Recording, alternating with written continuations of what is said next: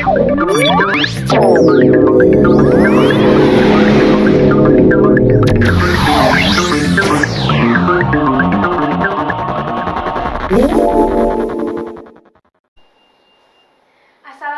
warahmatullahi wabarakatuh. Tabik pun. Ya pun. Semangat pagi. Semangat pagi. Salam jumpa kembali bersama saya Nurul Kotimah di acara Ngopi Ngobrol Penuh Inspirasi. Baik, episode kali ini kita ditemani oleh Kepala Bidang Pelayanan Sosial PMI Provinsi Lampung, yaitu Bapak Insinyur Sumianto, yang akan membahas tentang program sekolah sehat, aman, dan hebat atau biasa disebut sahabat. Baik, Bapak, bisa dijelaskan sekolah sehat itu apa ya, Pak? Ya, terima kasih Mbak Nurul. Semangat pagi buat teman-teman PMI semua di seluruh wilayah. Pertama-tama salam berjumpa kembali dalam acara Ngopi Ngobrol Penuh Inspirasi di PMI Provinsi Lampung ini. Kali ini ditemani oleh Mbak Nurul dalam rangka untuk membahas program Sekolah Sehat, Aman, dan Hebat. Ya, kenapa PMI memiliki program Sekolah Sehat, Aman, dan Hebat? Jadi memang salah satu kegiatan dari Divisi Kesehatan PMI Pusat, begitu juga turunannya di PMI Provinsi dan Kabupaten, bahwa kita menginginkan adanya sekolah-sekolah yang sehat, artinya sarana prasarana untuk kesehatan memenuhi syarat, pola hidupnya juga berjalan di sekolah tersebut. Kemudian sekolah tersebut juga secara struktur bangunan aman dari ancaman bencana, baik banjir, gempa bumi maupun tsunami, dan hebat karena warga sekolah, terutama siswa-siswanya, memiliki pengetahuan terkait dengan hal-hal tersebut di atas. Itulah layaknya sekolah sehat, aman, dan hebat. Baik, untuk kriteria pemilihan sekolah sehat itu bagaimana ya, Pak? Ya, pada prinsipnya kita menginginkan semua sekolah di Indonesia ini adalah sekolah yang sehat, aman, dan hebat. Memang pada kenyataannya kita lihat di beberapa wilayah kita memang banyak sekolah-sekolah yang belum memenuhi kriteria tersebut, sehingga PMI membantu sekolah-sekolah tersebut supaya menjadi sekolah yang sehat, aman, dan hebat. Nah, kenapa kita melakukan kriteria untuk pemilihan sekolah sehat, aman, dan hebat itu yang akan dijadikan wilayah program? Yang pertama adalah karena keterbatasan dana yang dari PMI ataupun dana dari sponsor, sehingga tidak semua sekolah bisa kita bantu. Nah, sehingga kita melakukan pemilihan. Nah, kriterianya adalah yang pertama adalah bahwa PMI kabupaten kotanya, di mana rencana sekolah yang akan jadi sasaran itu siap dalam artian punya kapasitas baik personil maupun secara manajerial. Kemudian dari sisi sekolah, bahwa di sekolah tersebut memang sudah memiliki palang merah remaja yang dibentuk oleh PMI, sehingga aktivitas PMI ada di sekolah tersebut. Kemudian yang ketiga adalah bahwa memang sekolah tersebut membutuhkan sarana prasarana tersebut, sehingga dengan harapannya dengan bantuan yang kita akan berikan itu nantinya sekolah itu menjadi sekolah yang sehat, aman, dan hebat. Itu kriterianya kira-kira, Mbak. Nah, di Lampung Utara tersebut sekolah mana yang dijadikan target program dan tanggap dari pihak sekolah?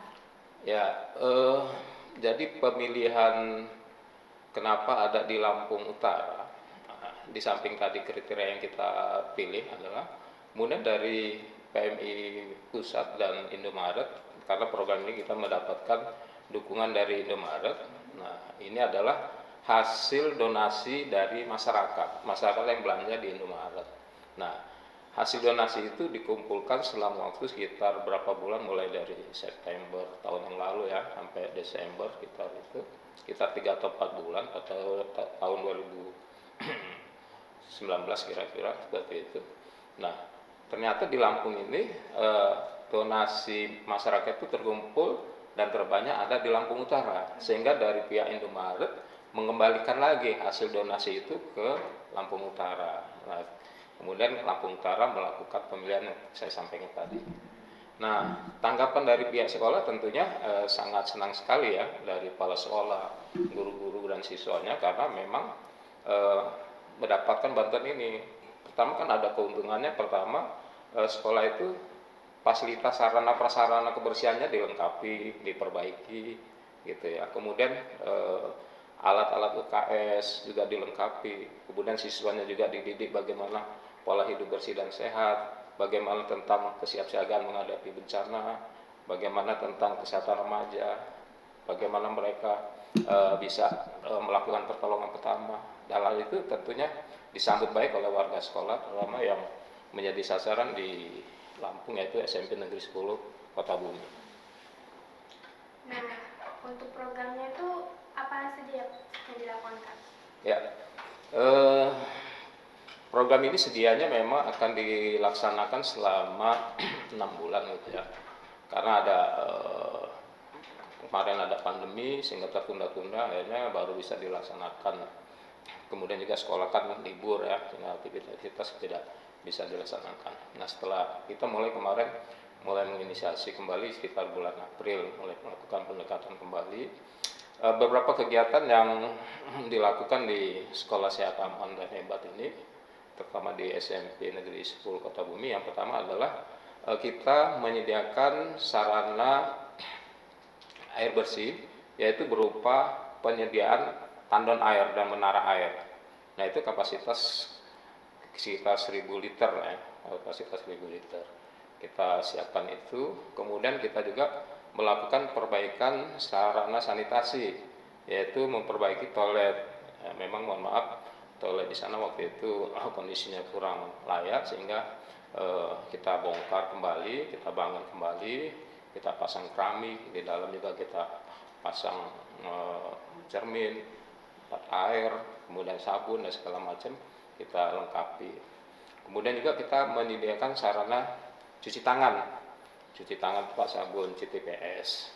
Kebetulan di sekolah tersebut memang sudah ada tempat cuci tangan, tapi sifatnya masih darurat, karena memang ada semacam galon yang dikasih keran, kemudian itu diletakkan di atas kursi, jadi sifatnya tidak permanen. Melalui program ini kita bangunkan sarana cuci tangan pakai sabun secara permanen dengan keramik, dengan wastafelnya.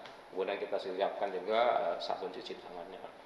Kemudian kita juga perbaiki ruang UKS, ruang unit kesehatan sekolah. Di samping itu juga sarana prasarana UKS kita lengkapi, mulai dari tempat tidur. Kemudian kita siapkan juga lemari untuk menyimpan obat-obatan. Kita siapkan peralatan stetoskop, kemudian alat tensi darah, kemudian kita juga siapkan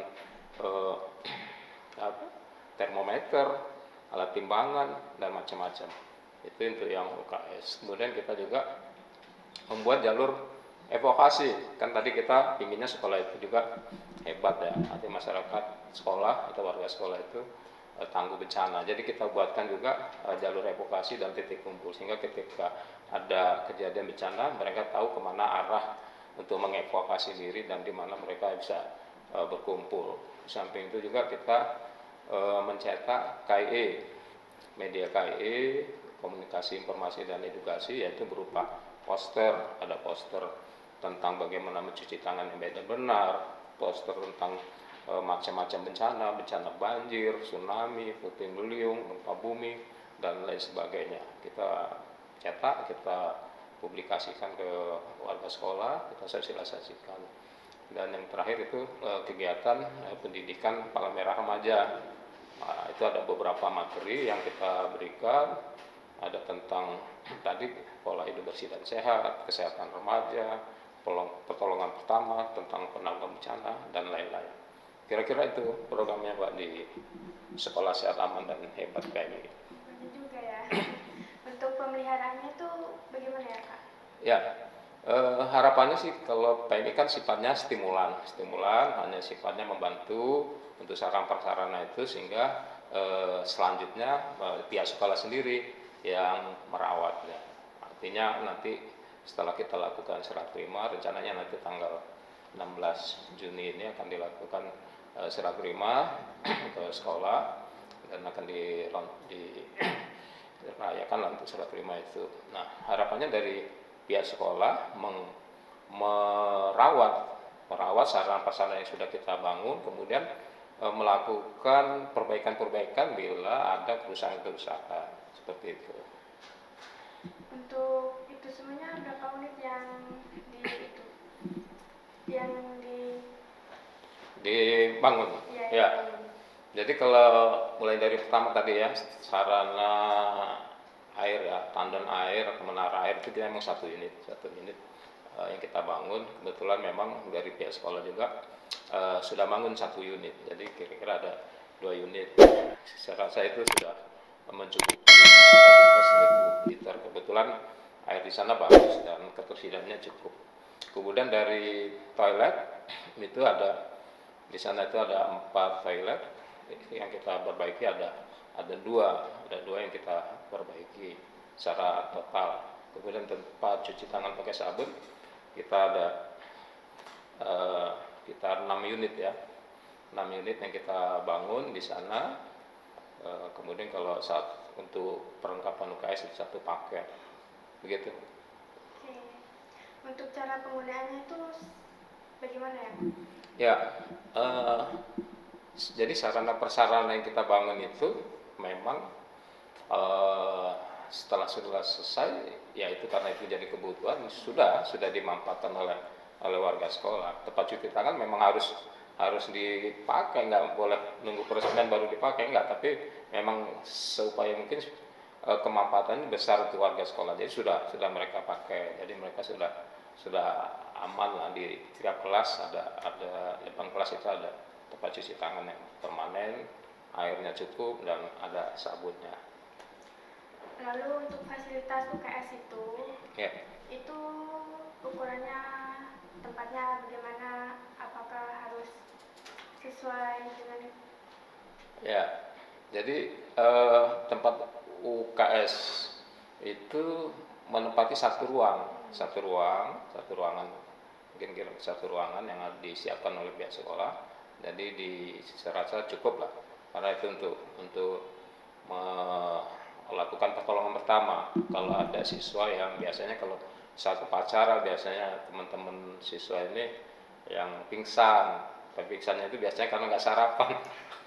Jadi kalau biasanya panasan nggak sarapan, akhirnya biasanya pingsan gitu. Dan itu dengan teman-teman yang PMR tadi yang sudah dilatih pertolongan pertama, mereka bisa mengevakuasi untuk dibawa ke ruang UKS untuk memberikan pertolongan pertama.